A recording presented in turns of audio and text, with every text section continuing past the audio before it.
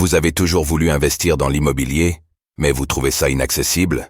Avec Realty, il est possible de générer des revenus récurrents en quelques clics en investissant dans l'immobilier fractionné aux États-Unis. Vous recevez vos loyers toutes les semaines.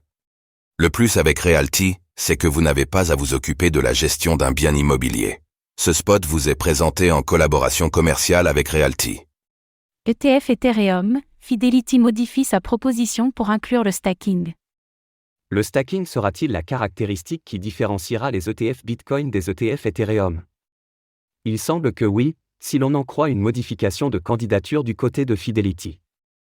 Que prévoit-elle?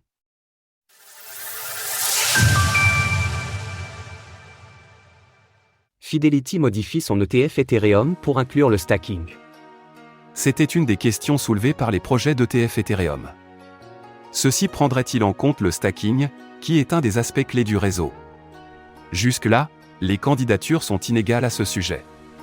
Mais Fidelity vient d'enregistrer à son tour un amendement à sa candidature, qui inclut désormais le stacking. Selon le document enregistré, les investisseurs qui souhaiteraient se positionner sur l'ETF Ethereum pourraient générer des récompenses de stacking, en plus de leur retour sur investissement. Le sponsor pourra de temps en temps stacker une portion des actifs du fonds, via un ou plusieurs fournisseurs de stacking, qui peuvent inclure des entités affiliées au sponsor.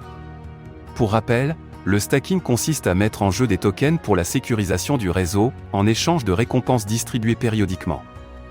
La SEC acceptera-t-elle? C'est la Security and Exchange Commission, SEC, des États-Unis qui approuve ou non les candidatures aux ETF. Or celle-ci s'est montrée hostile aux crypto-monnaies qu'elle juge comme des securities, en particulier celles qui ont des mécanismes de récompense de ce type. L'ajout d'un mécanisme lié au stacking pourrait donc bien compliquer la tâche des candidats aux ETF. Pour l'instant, plusieurs grandes firmes sont en lice pour proposer un ETF Ethereum, dont BlackRock, ARK Invest, Grayscale ou encore 21Shares. Parmi ces dernières, plusieurs ont mentionné le stacking, mais pas toutes. Il est probable que ce mécanisme particulier fasse donc naître certains débats. Approuver des ETF de ce type serait en effet d'une défaite symbolique pour la SEC. Fidelity souhaite lancer son ETF en novembre prochain.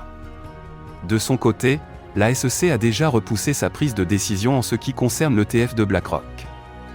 Les prochains mois nous diront donc quel est le positionnement du gendarme financier américain à ce sujet. Source, CBOE. Retrouvez toutes les actualités crypto sur le site cryptost.fr.